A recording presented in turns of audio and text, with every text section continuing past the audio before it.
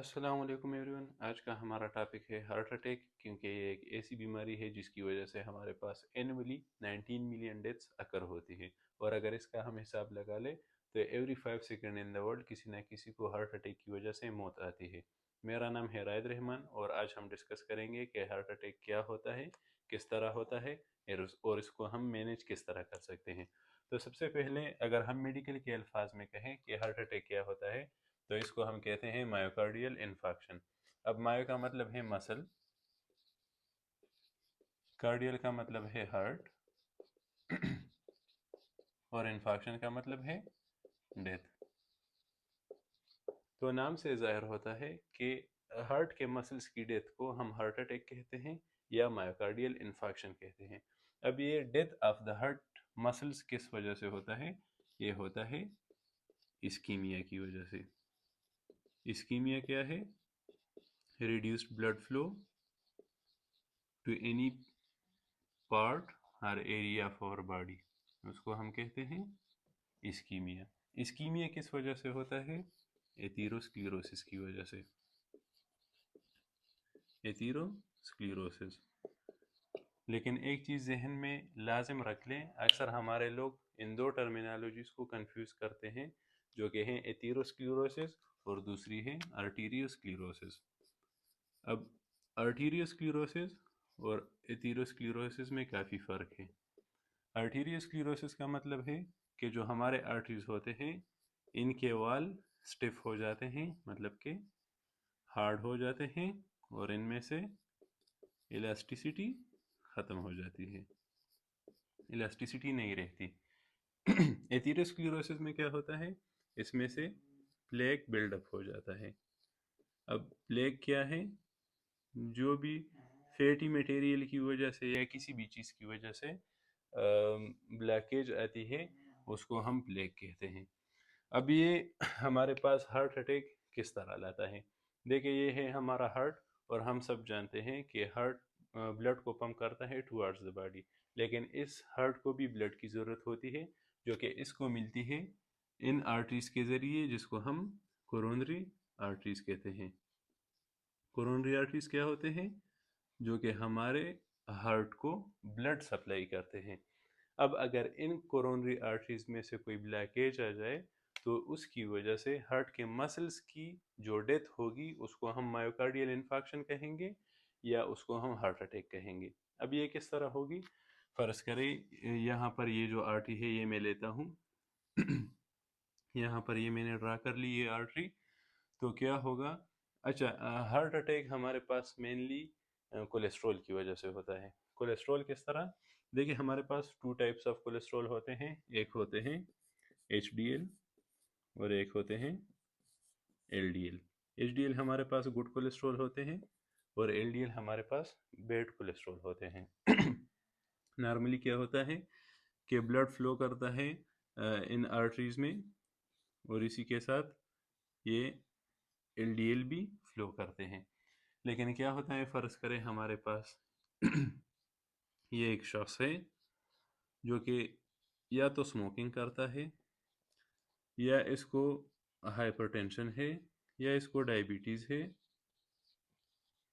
या इसके कोलेस्ट्रॉल का लेवल ज़्यादा है या इसमें से ये सारे मसले हैं। तो क्या होगा, इन मसलों की वजह से ये जो कोरोनरी आर्टरीज है इनकी ये लाइनिंग, मतलब कि इनके जो वाल्स हैं इनकी ये लाइनिंग डैमेज होगी। ये डैमेज होगी तो इसकी वजह से इन्फ्लेमेशन होगी।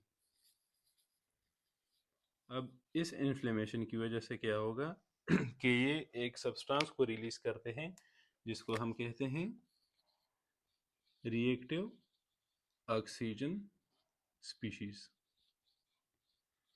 अब रिएक्टिव ऑक्सीजन स्पीशीज के रिलीज करने का पर्पस ये होता है कि ये खुद को डिफेंड करे। डिफेंड किस चीज़ से करे? कि स्मोकिंग, हाइपरटेंशन, डायबिटीज़ या कोलेस्ट्रॉल की वजह से हमारे इन कोरोनरी आर्टरीज के लाइनिंग में से अक्सर ज़ख्म बन जाता है। तो उस ज़ख्म को ठीक करने के लिए, उसको बचाने के लिए इन्फ्लेमेशन आती है और इस इन्फ्लेमेशन के बाद ये रिएक्टिव ऑक्सीजन स्पीशीज़ रिलीज़ होती है ताकि इस चीज़ को मैनेज करे। लेकिन मसला यहाँ पर शुरू हो जाता है, किस तरह नॉर्मल ब्लड फ्लो के साथ ये एलडीएल फ्लो करते हैं, लेकिन अगर हमारी आर्टरी इस तरह डैमेज हो तो क्या होगा कि इनमें से कुछ एलडीएल यहाँ पर स्लिप आउट कर जाते हैं, मतलब कि इस वाल के अंदर चले जाते हैं। अब क्या होता है कि इस रिएक्टिव ऑक्सीजन स्पीशीज़ की वजह से, या शॉर्ट फॉर्म में हम इसको ROS भी लिख सकते हैं, इसकी वजह से ये जो एलडीएल होता है ये ऑक्सीडाइज्ड हो जाता है। अब याद रखें कि ऑक्सीडाइज्ड एलडीएल में और नॉर्मल एलडीएल में फ़र्क होता है। वो किस तरह? नॉर्मल एलडीएल जो होता है इसके रिसेप्टर्स कहाँ पर होते हैं? लिवर में होते हैं, मसल सेल्स में होते हैं, गोनेड्स में होते हैं, इसी तरह की जगहों पर होते हैं। और ये मेन किस पर्पस के लिए यूज़ होते हैं? जो हमारे हार्मोनल फंक्शंस है या जो हमारे हार्मोन्स की प्रोडक्शन है उसके लिए यूज़ होते हैं, या जो एंजाइम्स के मुख्तलिफ फंक्शन हैं उनमें से यूज़ होते हैं। ये है हमारे पास नॉर्मल एलडीएल के रिसेप्टर्स। लेकिन अगर कोई एलडीएल हमारे पास ऑक्सीडाइज्ड हो जाए तो फिर उनके तो फिर ये ऑक्सीडाइज्ड एलडीएल जो होते हैं ये इस नॉर्मल एलडीएल के रिसेप्टर्स पर अटैच नहीं हो सकते, इनका शेप बदल जाता है। फिर ये किस जगह पर अटैच होते हैं? मैक्रोफेजेस पर, जो कि हमारे डिफेंस सेल्स हैं, या एंडोथीलियल सेल्स जो कि यहाँ पर प्रेजेंट होते हैं एंडोथीलियम में। तो क्या होगा जब ये एलडीएल हमारे पास ऑक्सीडाइज्ड हो गए तो इसकी वजह से हमारे पास और इन्फ्लेमेशन होगी, और उस और इन्फ्लेमेशन की वजह से हमारे पास और डिफेंस सेल्स आएंगे, मैक्रोफेजेस, इसको ख़त्म करने के लिए। अब ये मैक्रोफेजेस आ जाते हैं और इस एलडीएल को इनगल्फ कर लेते हैं। अब एक चीज़ याद रखें कि हमारे पास ये जो नॉर्मल एलडीएल के रिसेप्टर्स होते हैं इनमें से ऑन और ऑफ की स्विच सही होती है। सही मतलब किस तरह? इस तरह के लीवर को जितना एलडीएल चाहिए उतना लेगा, जो ज़्यादा होगा उसको ये छोड़ देगा, मतलब कि ज़्यादा एलडीएल ये अपनी ज़रूरत से ज़्यादा नहीं लेगा। इसी तरह मसल सेल्स भी, इसी तरह गोनेड्स भी, इसी तरह और भी जहाँ पर एलडीएल की ज़रूरत होती है, तो जितना इनकी ज़रूरत हो उतना वो लेगा और बाकी छोड़ देगा। मैक्रोफेजेस में ये मसला होता है कि इनकी ऑफ स्विच ख़राब होती है। ऑफ स्विच किस तरह ख़राब होती है? मतलब ये जो ऑक्सीडाइज्ड एलडीएल है, अब मैंने आपको बता दिया कि ये जगह जो है ये नॉर्मल एलडीएल को लेगी, और ये जो मैक्रोफेजेस है या एंडोथेलियल सेल्स हैं ये क्या करेगी? ऑक्सीडाइज्ड एलडीएल को लेगी। लेकिन इनमें से मसला ये होगा कि इनकी ये जो ऑफ स्विच है ये ख़राब होगी, जिसकी वजह से ये बस एलडीएल लेते रहेंगे और उस वजह से इनका स्ट्रक्चर फोमी बन जाता है। फ़र्ज़ करिए मैक्रोफेज है और ये इसने बहुत सारे एलडीएल कंज्यूम कर लिए।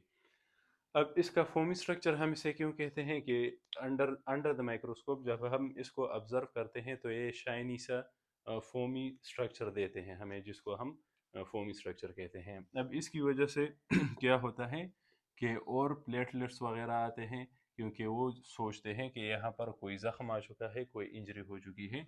लेकिन उसके साथ साथ क्या होता है, हमारे पास ये जो आर्टरी है इसके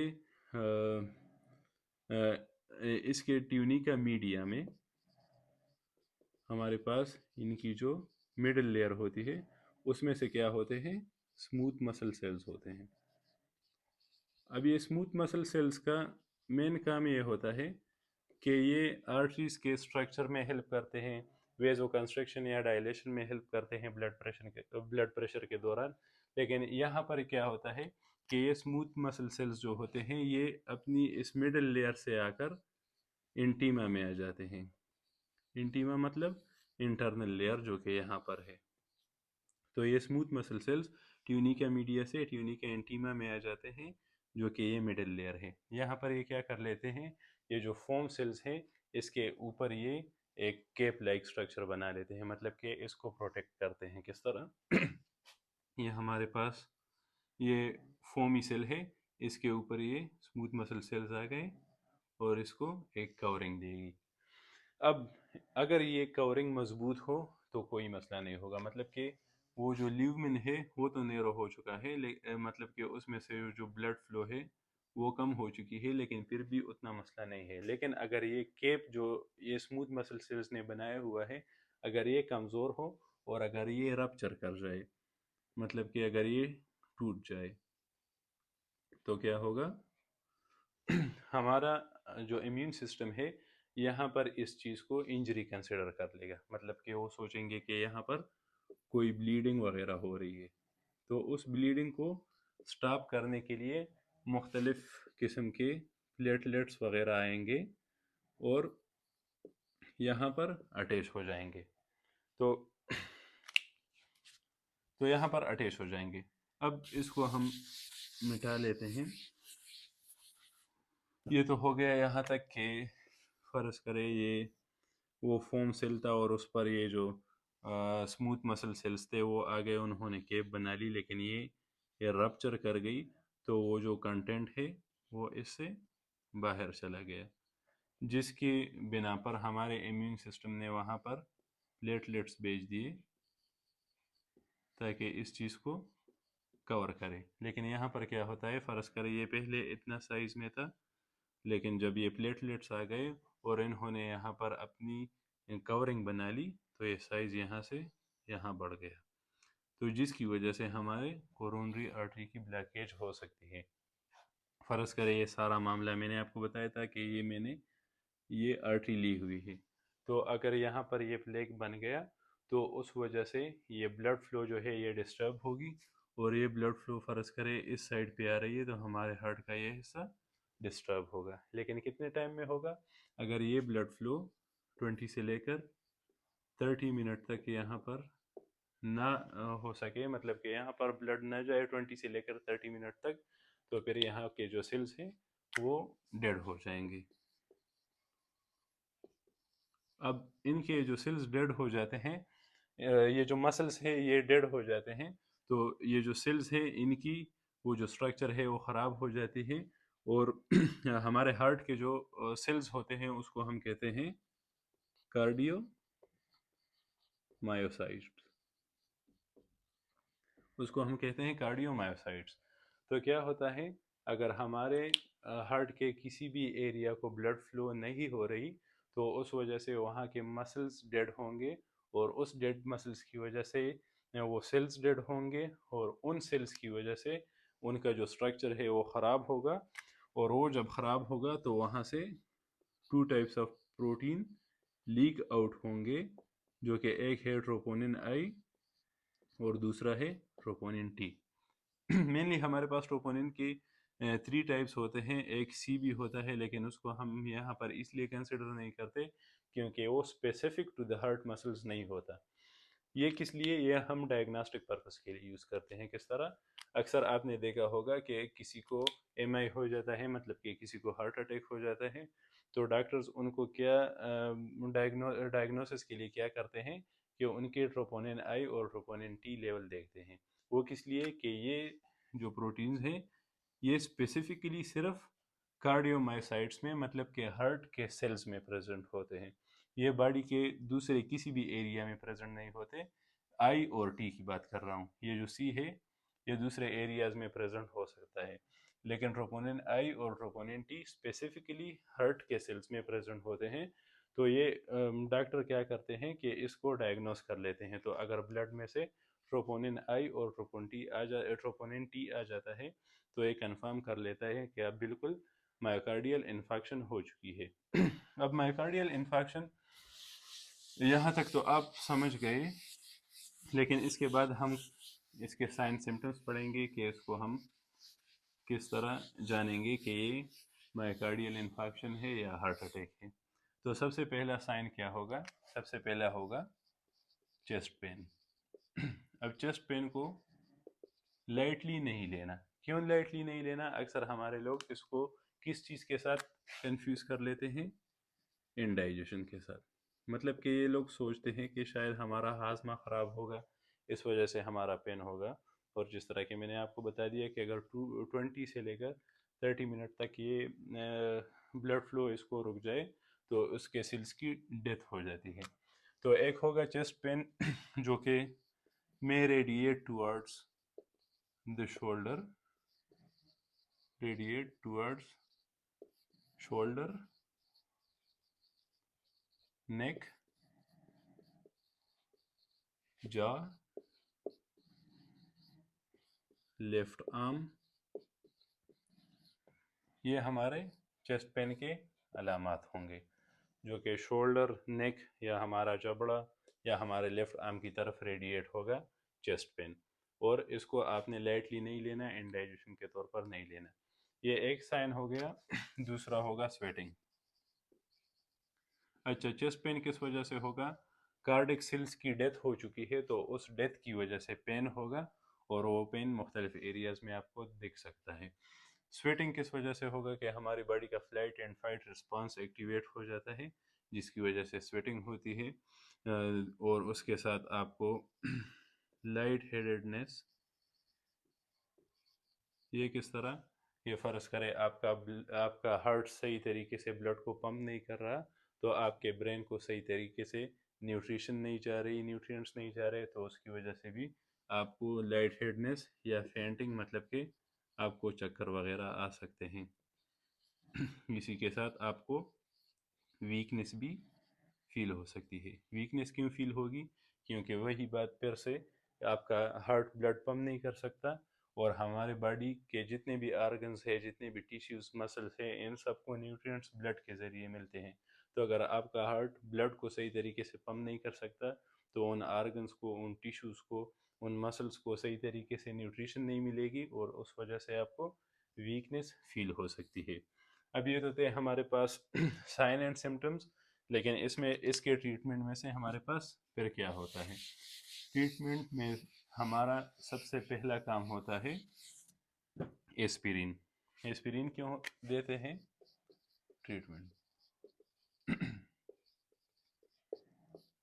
एस्पिरिन क्या कर लेता है? जिस तरह के हमने यहाँ पर कहा कि मसला इसका ये नहीं होता कि ये जो फोम सेल्स हैं ये रप्चर हो चुके हैं।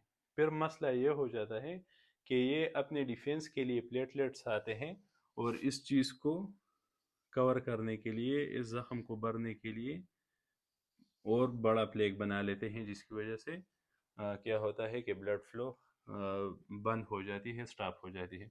तो एस्पिरिन देंगे ताकि ये क्या करे, इन प्लेटलेट्स को, ज़्यादा से ज़्यादा प्लेटलेट्स के आने को ब्लॉक करे ताकि अगर थोड़ी बहुत जगह रह चुकी हो तो वो हमारे पास सेफ रह सके। एक एस्पिरिन हो गया। दूसरा हमारे पास क्या है? मॉर्फिन है जो कि हम पेन के लिए देंगे ताकि उसकी पेन की सीवियरिटी को हम कम कर सके। तीसरा हमारे पास है नेट्रोग्लिसरीन। ये क्या करता है? वेजोडाइलेशन करता है। वेजोडाइलेशन करेगा तो हार्ट पर प्रीलोड भी कम होगा जिसकी वजह से हार्ट की डिमांड कम होगी। हार्ट की ब्लड की डिमांड कम होगी तो उस पर स्ट्रेस ज़्यादा नहीं होगा। और दूसरी बात यह कि वेजोडाइलेशन होगी तो इस वेसल को भी डायलेट किया जाएगा जिसकी वजह से ये जो स्पेस है ये ज़्यादा हो जाएगी। और ऑक्सीजन, ऑक्सीजन सेचुरेशन को देखेंगे, अगर 93 या 92 से कम जा रही है तो ऑक्सीजन को भी हम देंगे। उसके बाद फिर बीटा ब्लॉकर भी देते हैं। बीटा ब्लॉकर किस लिए देते हैं? ताकि एरिथमियाज वगैरह को कवर कर ले। इसमें से एरिथमियाज भी हो सकती हैं। उसी के साथ साथ मुख्तलिफ मेडिसिन हम दे सकते हैं। लेकिन अगर आप घर में देख लें, फ़र्ज़ करें किसी के पेशेंट हो हार्ट, ये जो मायोकार्डियल इन्फेक्शन के, आप उसको जान ले, आप साइन एंड सिम्टम्स को देख ले कि शायद इसको हार्ट अटैक हो चुका हो, तो सबसे पहले आपने एस्पिरिन देना है। कितना एस्पिरिन देना है? 325 मिलीग्राम जो एडल्ट डोज होता है। इसमें से चाइल्ड डोज भी आता है, वो तकरीबन 81 मिलीग्राम होता है। तो उसको भी आपने इतना देना है कि वो 325 मिलीग्राम बन जाए। और अगर उस पेशेंट को एंजाइना था इससे पहले, फ़र्ज़ करें अगर हार्ट का पेशेंट था आपका और उसको पेन वगैरह होता था और उसके लिए कुछ मेडिसिन दी थी जिस तरह के नेट्रोग्लिसरीन वगैरह, तो उसके भी अंडर द टंग रखना है, मतलब कि ज़ुबान के नीचे उसको भी रखना है ताकि उस सिम्टम्स को रिलीव कर ले। अब ये कितना रखना है, आपने फ़र्ज़ करें एक टेबलेट रख ली तो आपने 5 मिनट सब्र कर लेना है। अगर उसके सिम्टम्स अच्छे नहीं हो रहे, साइंस अच्छे नहीं हो रहे, तो आपने 5 मिनट बाद दूसरा देना है और फिर 5 मिनट बाद तीसरा। मतलब आपने 15 मिनट में 3 से ज़्यादा नहीं देना। तो एस्पिरिन और ये जो है नाइट्रोग्लिसरीन आपने लाजिम देना है। उसी के साथ सबसे पहले फ़र्ज़ करें आपने देख लिया कि आपका पेशेंट को हार्ट अटैक हो रहा है, तो सबसे पहले आपने इमरजेंसी कॉल लगानी है और इसी के बाद आपने ये स्ट्रिप्स इख्तियार कर लेने हैं। तो यही हमारा मेकनिज़म था। मायोकार्डियल इन्फेक्शन जो कि एथेरोस्क्लेरोसिस की वजह से होता है, जो हमारी कोरोनरी आर्टरी होती है उसमें से ब्लॉकेज आ जाती है, जिसकी वजह से हार्ट के किसी भी एरिया को ब्लड की सप्लाई रुक जाती है, जिसकी वजह से उसके सेल्स की डेथ हो जाती है और उस डेथ की वजह से फिर वो बॉडी के डिमांड्स को पूरा नहीं कर पाती और उसकी वजह से फिर डेथ अकर हो सकती है। तो अगर आपको लेक्चर पसंद आ चुका हो या आप कुछ समझे हो तो चैनल को सब्सक्राइब कर लीजिए और अगर किसी दूसरे टॉपिक पर वीडियो बनवानी हो तो आप कमेंट कर सकते हैं। अस्सलाम।